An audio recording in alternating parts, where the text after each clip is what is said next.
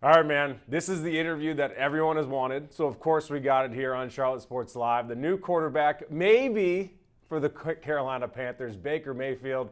Baker, are you ready to compete once again? I think you've competed at every school, every team your entire life. Is it getting old yet?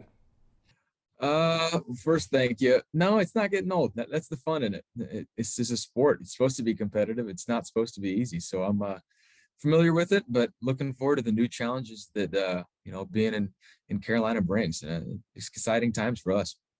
So you gave up $3.5 million guaranteed money.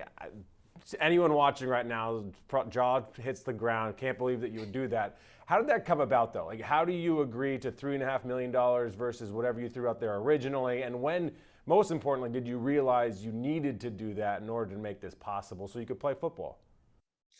Yeah, for me, the most important thing was being able to have a chance to play somewhere.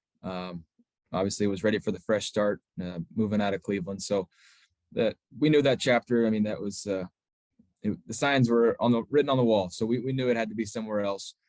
For me, it became a decision of what's the bottom line number wise of where I won't pass, and making sure that it's incentive based on winning and doing all those things moving forward. And um, just I knew there was going to have to be some sacrifices made, but it's all to be able to play and extend my career for God willing, however long it may be. And I knew I had to play somewhere else to do so.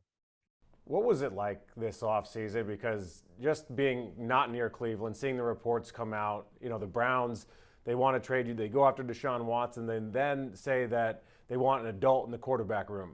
How does that hit you? And to me, it didn't really make sense because they're also trying to sell you. So it's like, hey, here's my car. It doesn't really work.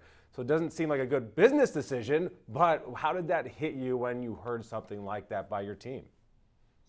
You know, it's tricky to kind of answer that one without a little personal opinion.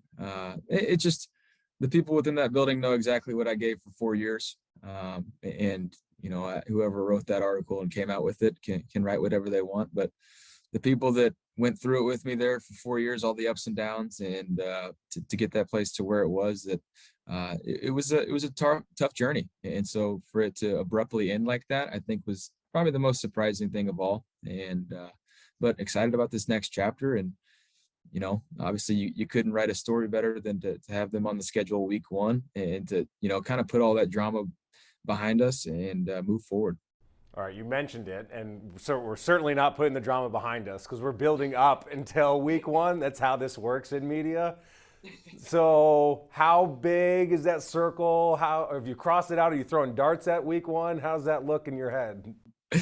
No, I'm just, obviously familiar with a lot of teammates there and guys that I'm extremely close with. So it's always fun to compete against people, and to be in a new place and to, try and set the tone as, who I am as a teammate, as a football player, as a man. And it's going to be fun. It's going to be fun to compete against guys that I know in a system that I've been with.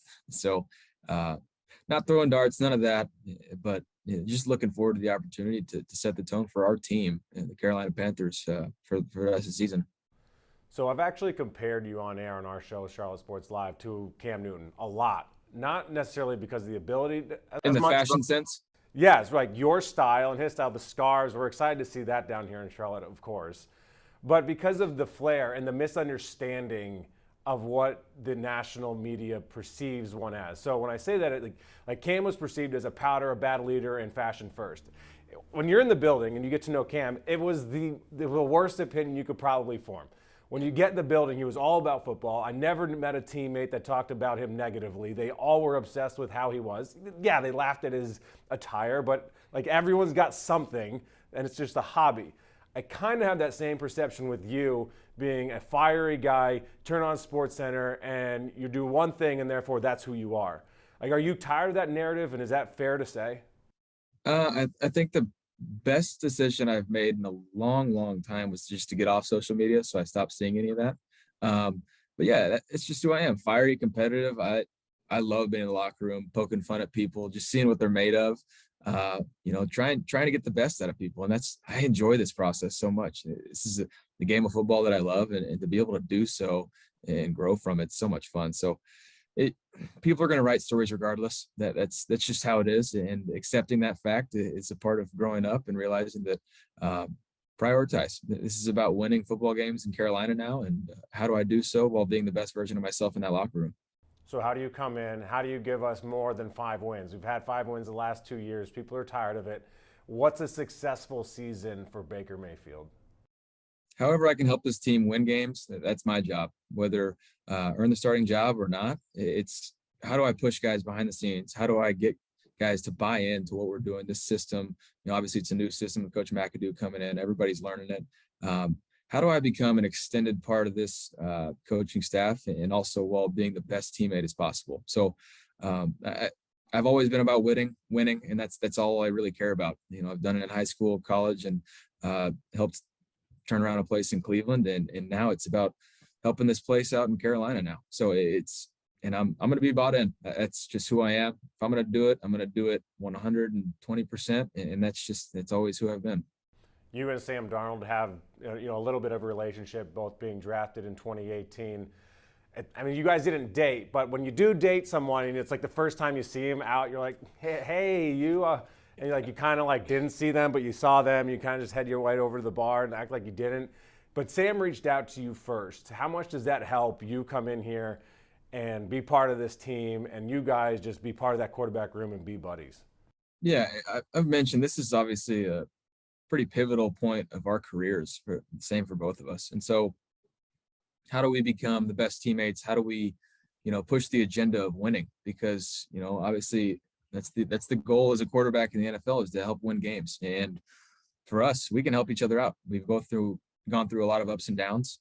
I was extremely thankful when, I'm plugging in a bunch of new phone numbers, getting a bunch of text messages that Sam's name popped up. And no, it's awesome. That just shows what type of guy he is, how welcoming he is, that there's no ego there, and we're both going to compete. We're both going to bring the best out of each other and help this team win football games. So you say you're wearing number 6. You already gave up $3.5 million to come here. What did you have to give Johnny Hekker? I know he's a veteran, but he's a punter. So how much? He's a 4-time All-Pro, and that's something that I can't say I am. Facts. That's all right. Self-awareness. I dig that. But what did you have to give him? You still got number 6 now. No, I'm not going to give the details up. I'm going to respect. Give me Johnny something. Give me something. Give me something that people want to know. It took him 2 days to come up with the number. I think it was really beating him up. So, but you got to respect the veteran. You got to go earn it, and that's a part of this process. That's why this league is such a fraternity when it comes to it. It's nothing's given. You got to go earn it. I'm sure you'll get an NIL deal somewhere around here when you get down here. Man, Baker, thanks for coming on Charlotte Sports Live. Get a bucket hat and a lot of water, man. So when I see you down in Spartanburg, it's gonna be fun. Appreciate that, Will.